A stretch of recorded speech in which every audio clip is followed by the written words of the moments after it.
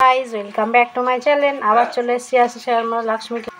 তো আজকে বানাবো পাও ভাজি। পাও ভাজি বানানোর জন্য আমি এখানে নিয়েছি একটা ক্যাপসিকাম, একটা টমেটো, একটা বিট, একটা ছোট সাইজের পেঁয়াজ, একটা আলু, একটা গাজর আর মটরশুঁটি। এগুলোকে প্রথমে আমি কুচি কুচি করে নেব।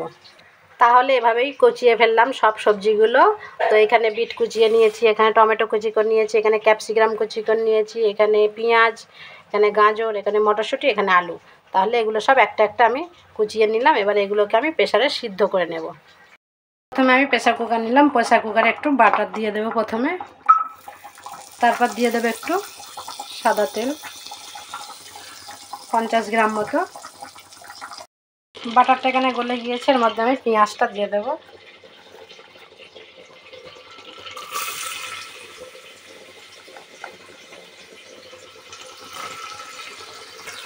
পেঁয়াজটা হালকা বাদামি বাদামি হয়ে আসলে ওই সবজিগুলো আমি এর মধ্যে অ্যাড করব।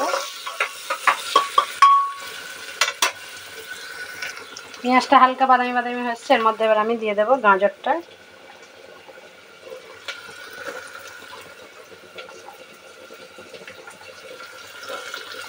তারপর দিয়ে দেবো আলু কুচিটা,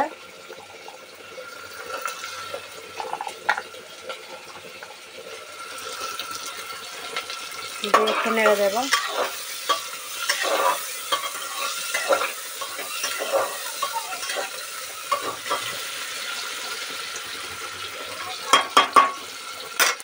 এবার দিয়ে দেবো বিটটা,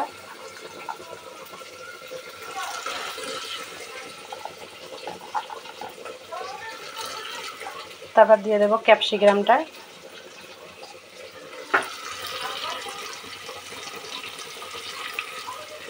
তারপর দিয়ে দেবো মটরশুঁটিটা। সব সবজিগুলো দিয়ে দিলাম, বাকি রইলো টমেটোটার মধ্যে দিয়ে দেবো। এবার দিয়ে দেবো হাফ চামচ মতো হলুদের গুঁড়ো, এবার দিয়ে দেবো 1 চামচ নুন,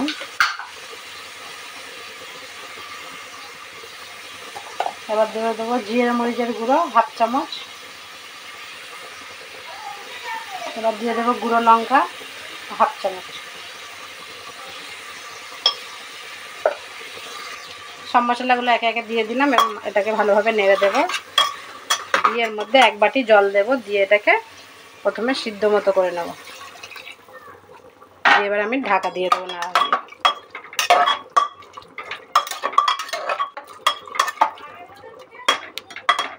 এভাবে নেড়ে প্রেসার কুকারটা আমি ঢাকা দিয়ে 2টো সিটি মেরে নেব। 4টে সিটি দিয়ে দিলাম। এবার প্রেসার কুকারটা খুলবো। এবারে আমি এটাকে ফোড়ন দেবো। তো প্রথমে এখানে কড়া বসালাম, কড়ার মধ্যে এবারে বাটার দিয়ে দেবো। বাটারটা দিয়ে দিলাম, একটু তেল দেবো। এবার একটু তেল দেবো, এর মধ্যে 50 গ্রাম মতো তেল দেবো। বাটারটা গলে গিয়েছে, এর মধ্যে আমি একটু দিয়ে দেবো জিরে, 1 চিমটি জিরে দিয়ে দিলাম। দেওয়ার পরে আমি সিদ্ধ করা সবজিগুলো এর মধ্যে দিয়ে দেবো।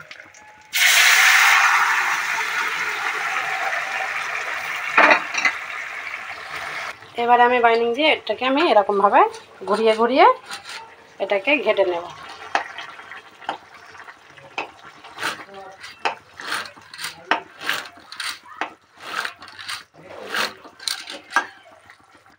তাহলে এভাবে পুরোটা ঘেটে নিলাম। এবার আমার পাও ভাজির মশলাটা রেডি হয়ে গেল। এবার আমি এর মধ্যে ধনিয়া পাতা ছড়িয়ে দেব।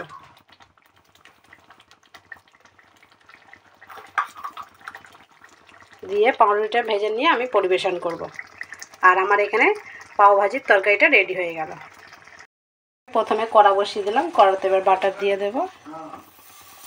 বাটারটা গলে গেলে আমি রুটিটার মধ্যে দিয়ে দেব।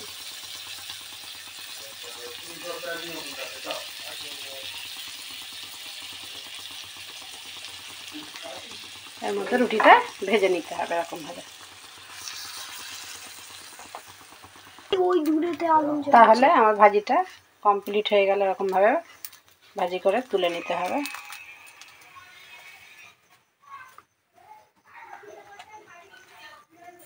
তাহলে বন্ধুরা রেডি হয়ে গেল আমার পাও ভাজি।